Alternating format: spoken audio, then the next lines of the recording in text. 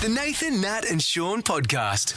Caught up with a couple of friends on Friday night. One of them had been over to Melbourne last weekend, King's birthday long weekend. Over there. Oh, yeah, okay, yeah. Yeah, sure, they great. went to the Big Freeze at the G because it was something they wanted to kick amazing. off. Yes. I was regaling them with my stories about Neil Danaher, who Of I spent course. a lot of time with over the journey. And one of the stories I was telling them was the fact that I have done my scuba diving licence with Neil Danaher. Yeah, right. So this was a thing that AFL paid for it, did they? yeah, we got the AFL to pay for it. It was an absolute stitch up. It was bloody well done by our friend Tony Solon, who worked at the footy club at the time. He did a great job. We all did it together. Yep. Jared Neesham was one of them. Bomber Riley is another coach, and some other teammates. of mine. And Neil. Anyway, we were out there and we're diving around Rotto. We're doing all that kind of stuff. And I was telling them how we got to the test part of the qualification, which is the last part. So a written test? Written test. And we were pretty much cheating. Pretty Why doesn't much. that I love surprise it. me? Pretty much cheating. No, you were cheating. Anyway, we all passed. So who did you cheat off? Who was the smart one? Well, Jared Neesham was the one because when he had a problem with the question, and I was sitting right near him, and he was our coach at the time, and he pretty much what he did is he coached the answer out of the person who was supervising us. Oh, okay. And then I would just just copy. and he would fudge his paper towards me just in case I had To have any a look. issues. That's probably not It's great teamwork. the test you want to cheat in, though, when it's life and death. No, we understand under the water you do all those point.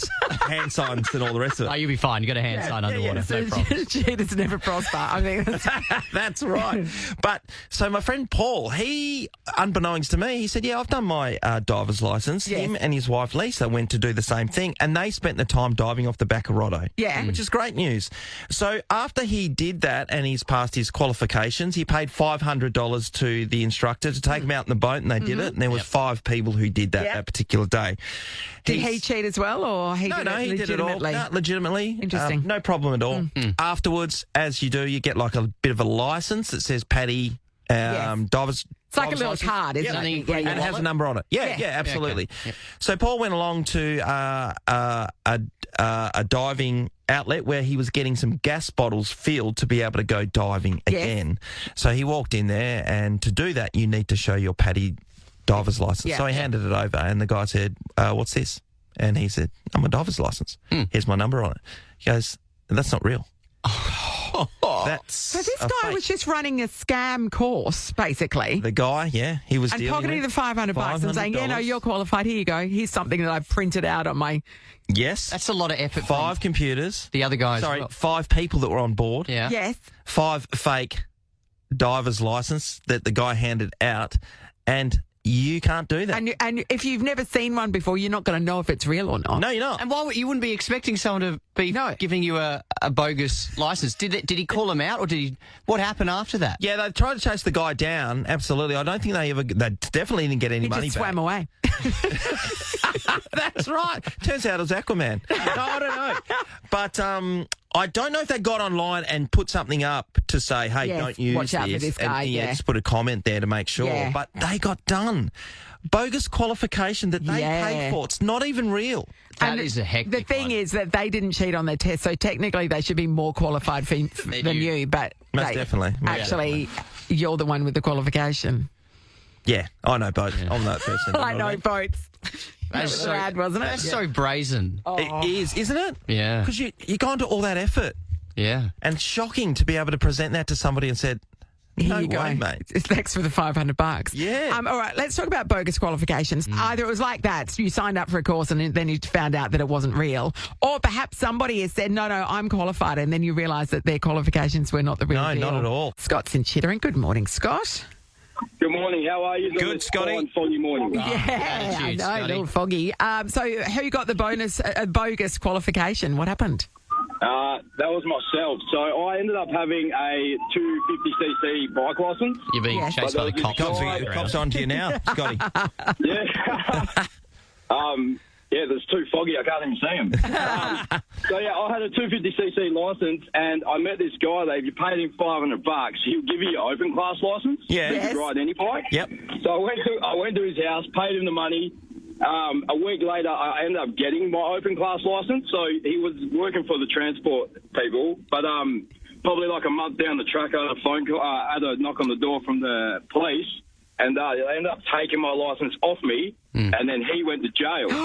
That's hectic. Well, that sounds like a blatant bribe because he didn't teach you anything, right? No, he just said, I'll upgrade it. I'll Yeah. upgrade it. So you had access to the system that could issue the licence. Scotty, what was the cost? $500, and then I had to reset the test again, but they let me do the test again for free, but I passed, so it was a win anyway. Yeah, so you're legit now, right? Legit now, but wasn't before. Hey, I wonder how much he got. Like, he must have been doing that for a little while Yes. for them to be able to That's catch right. him out. So Yes. he would have. There's no way Scott was the first. No. God, he would have pocketed some coin. He's in And jail that's now, why he's though. in jail, Sean. It's not worth it. It's not Don't worth do it, it. I Sean. was looking at the positives. you always. Pessimistic. I know, that's super dodgy. Thanks, Scott. Lynn's in Success. Hello. Oh, hi. How you going, guys? Great, Lynn. Who had the bogus qualification, Lynn?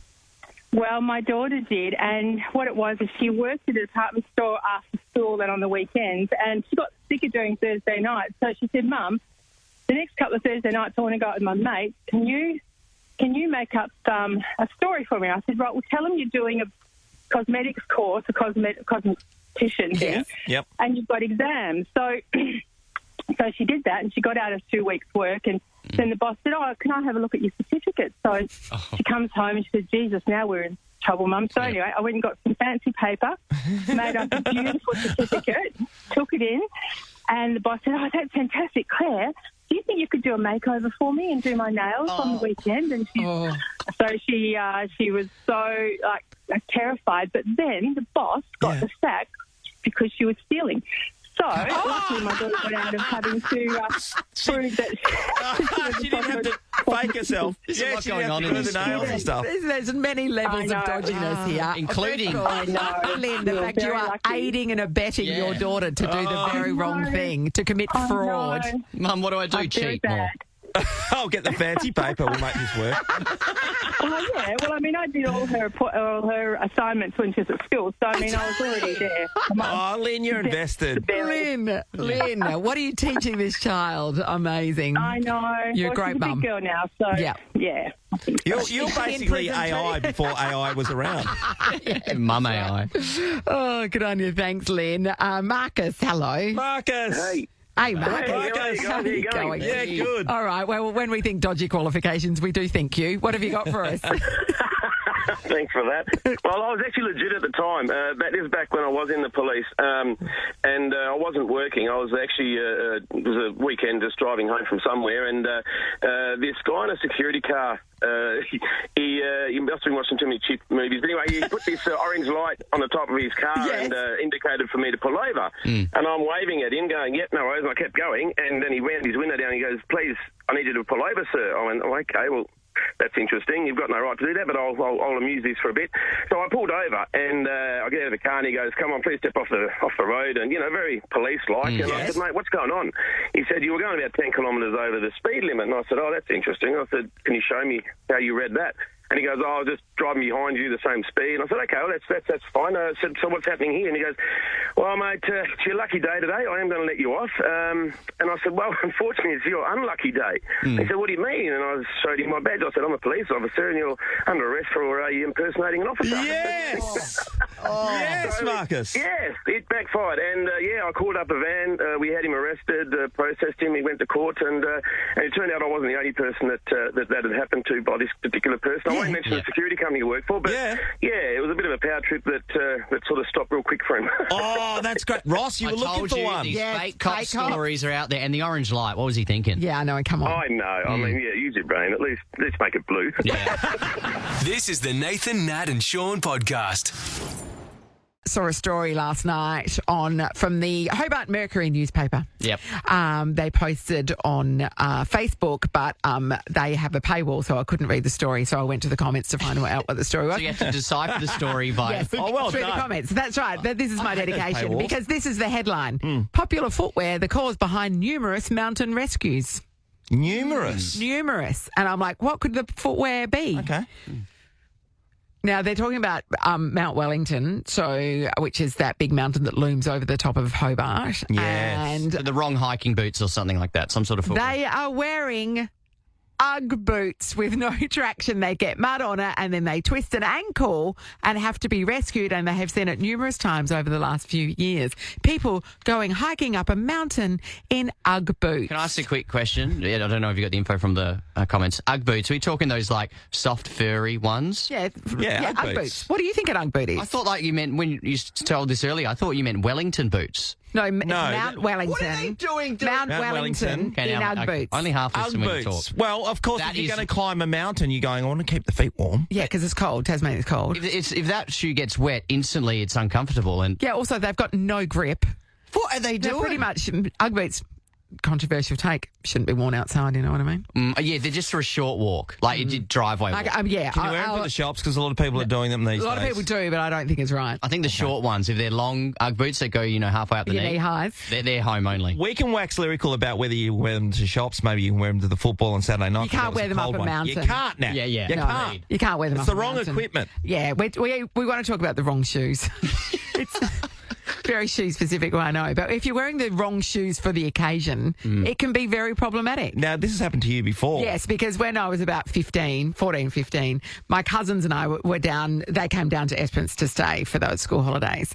And my uncle and auntie said that they knew somebody who was camping at Lucky Bay. Yep. And they said, we're going to go to Lucky Bay. And we said, can we hike the hiking trail from Rossiter was the next bay along? And they went, yeah, no worries, dropped us off there. It's a 3-hour hike. I was wearing thongs. We had no water, no food. I'm in thongs. I blew out the thong about 10, 15 minutes in and stubbed my toe because I tripped on something because they're not hiking appropriate. Had to stumble the whole way. Bleeding toe in a double plugger that wasn't plugging. Sounds fun. What sort of parent just let us do that? I love it. Snakes I and love everything. it. Yeah, Crazy. that was parenting in our day. That's what's known as the wrong shoes. Teaches you responsibility. You're not going to do that again, are you? No. No double pluggers in. No. Yeah, my story's about flippers, Nat. Yeah, I guess so. Shoes of the ocean. There's Shoes of footwear. the ocean. Yeah. So we were a diving family, snorkeling all the time in the summer, and I never had everything was hand-me-downs or course. leftovers or whatever the case is. One time, after doing the paper round, I was able to buy myself a new pair of flippers. Amazing. So we were diving out the back of Garden Island, and I was having a lot of problems with these flippers on They my were feet. brand new. They were good to killing go. me, absolutely killing me. And I remember my uncle John, he came up to me and goes, just take them off, mate, because he could see that I was in You're a lot of embarrassing pain. yourself. Yeah. And he grabbed the flipper off me to have a look. And unbeknownst to me, the part that was in the flipper that now I know keeps the Sand? keeps it in place. It was Yes. a plastic, I would say like a cheese grater mould that just keeps it. So like so when it you doesn't. first buy them and it keeps Yeah. it. Oh, You so have to it pull was, it out. Yeah. and you'd left it in there. And I Just left it in because spray I thing. never had flippers before. I don't know Yeah. what this thing was. And all it did was Cheese. take chunks out of my feet. I couldn't play footy for a week. Cheese grated your foot. Yeah. And I had to play sneakers and after that. That's the wrong. So not so much the wrong shoes, just you're Just an an idiot. idiot. Yeah. Do you pay that? You're our idiot. Josh, yeah, that's right. Josh is in Alkmaar. Morning, Josh. Good morning, how are we? Good, buddy. Josh. When did you wear the wrong shoes, mate? Oh, this was about 15 years ago. I went to a wedding and bought brand new shoes for it. Didn't take them out of the box until 30 minutes before I had to go. Oh. Opened the box up and they're both left foot shoes.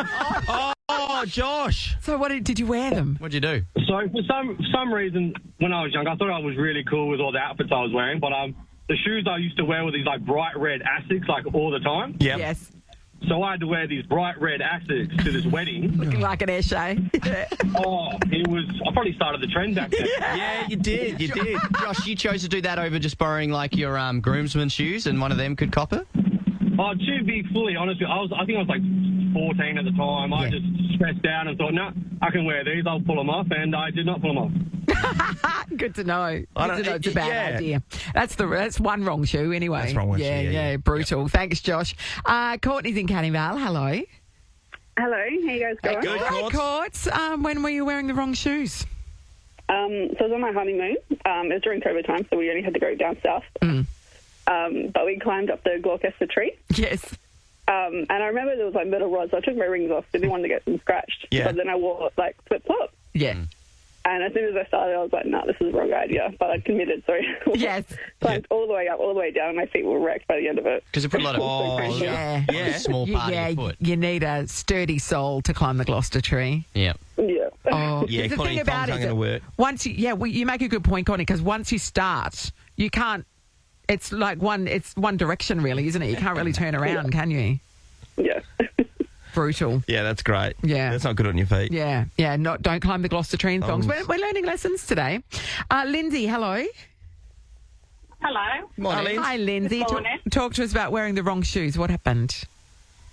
I had a bit of a disaster because we came in after a heavy night of drinking and we decided we'd go for a walk with the dog. So, of course, I didn't change my shoes. I had quite a wedge heel on. And I slipped on a very large honky nut. Ended up inserting my ankle, pulled a meniscus in my knee, fell on my face, and ended up with a lovely face of wounds and, a fairly bad injury to my knee. So it was a really bad idea. Of course, I didn't feel it at the time because I'd had a fair bit of alcohol. So. Lindsay, do you blame the drinking, the wedge shoes, or the honky nut mostly? The dog. Or the dog? I reckon it was definitely the honky nut. Yeah, bloody honky nuts. Bloody honky nuts. They'll get you. Wrong place. Nat, you ever walk Lewis yeah. with a wedge?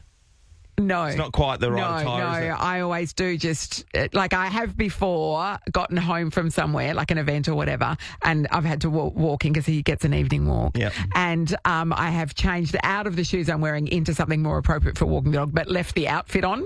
So You're just crushing it. Yeah. The dog park. And put like a puffer jacket over the top of a ball dress. This is the Nathan, Nat and Shaun podcast. Time to catch up with Celia Pacquola, who is doing a guest spot on Have You Been Paying Attention? Awesome. Tonight. She is, of course, a comedian, an actress, A mother. a writer, a mother. Well done. And she once won Dancing with the Stars, so she can do it all. Good Slashy. morning, Celia. Good morning. Thank you for bringing that up. Not enough people are talking about the fact that I won Dancing with the Stars. That's a good point. That's a good 2020. point. And look, the 10 people who watched it really enjoyed Yes. it back then. I gotta I s- feel like No, it was COVID. Everybody was watching it. Nobody had anything else to do, Celia. it was. And It was. Celia, I reckon we spoke to you around that time for doing it as well. How fit were you at the time? And by the Oh way, my have you God. kept it up? Absolutely not. I was an athlete. I was an absolute... My body completely changed. I was a dancer. It turned out doing cardio for 8 hours a day actually does something to your body.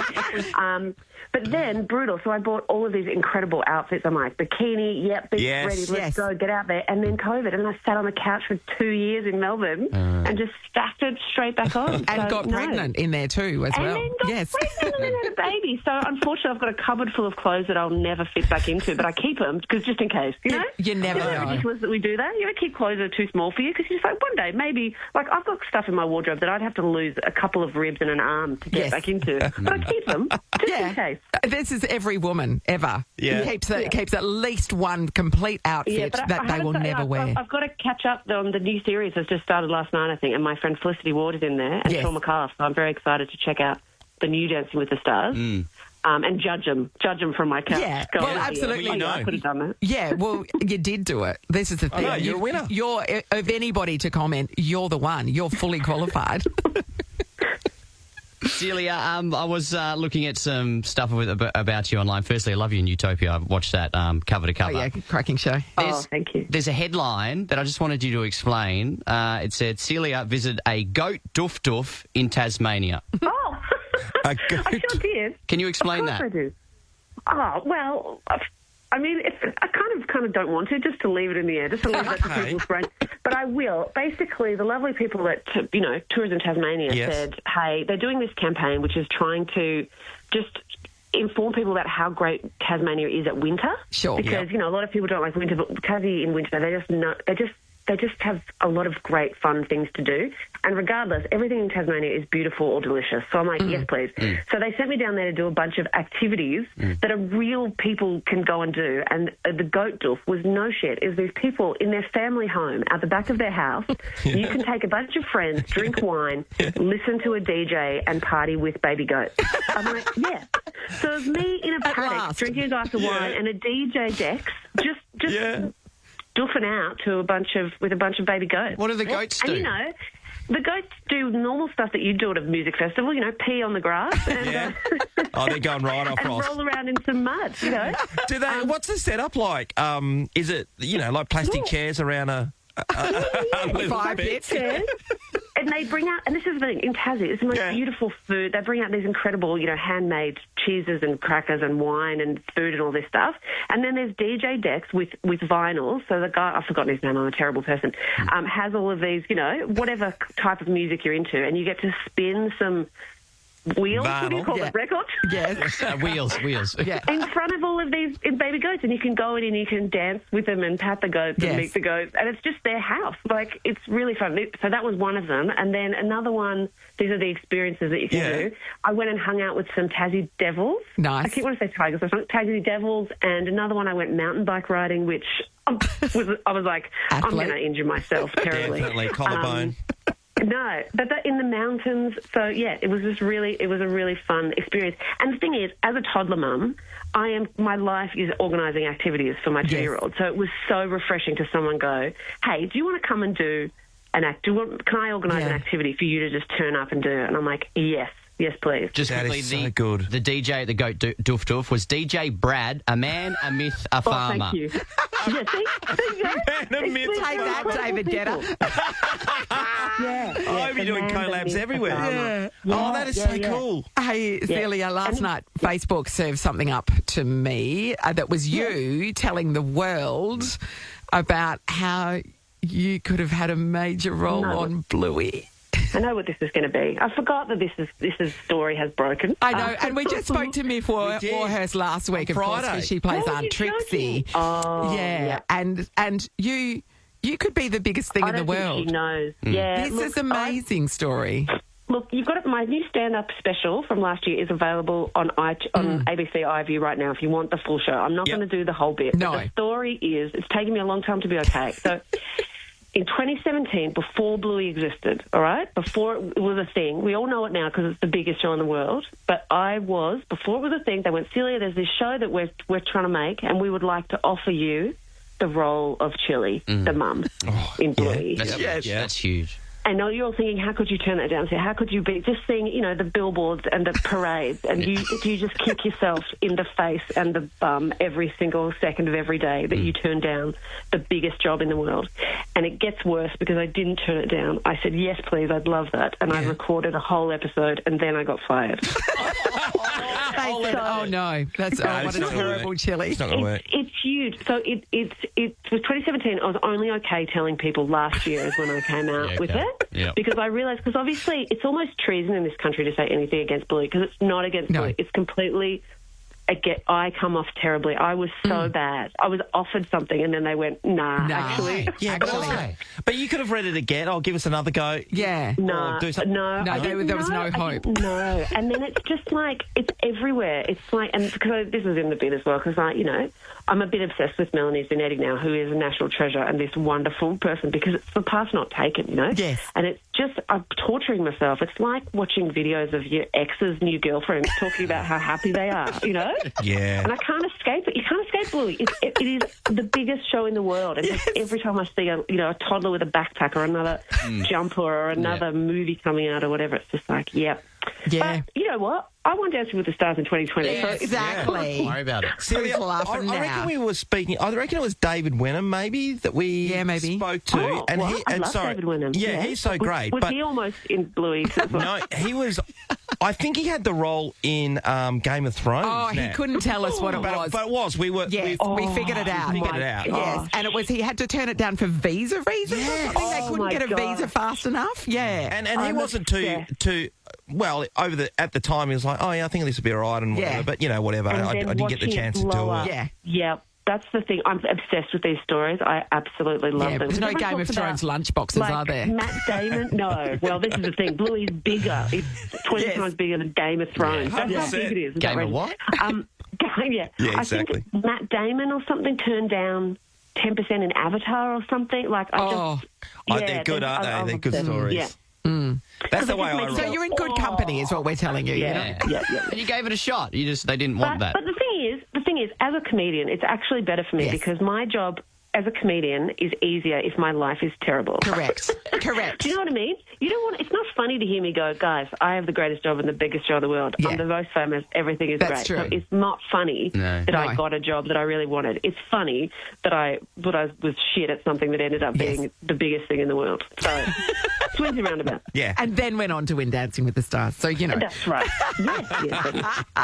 We love your work. Can't wait to see you on Have You Been Paying Attention tonight. Oh, huge show tonight. Denise Scott is back, which is huge news. She's been away for 2 years, and she's so funny. So we love her, and you are very good on this show as well. Every time, yeah, you never fail. 8:40 tonight, everybody, after MasterChef on Channel 10 and 10 Play. Celia Pacquola, thank you so much. Thank you. Have a good day. Nathan, Nat and Sean is a Nova podcast. For more great comedy shows like this, head to novapodcasts.com.au. Nova.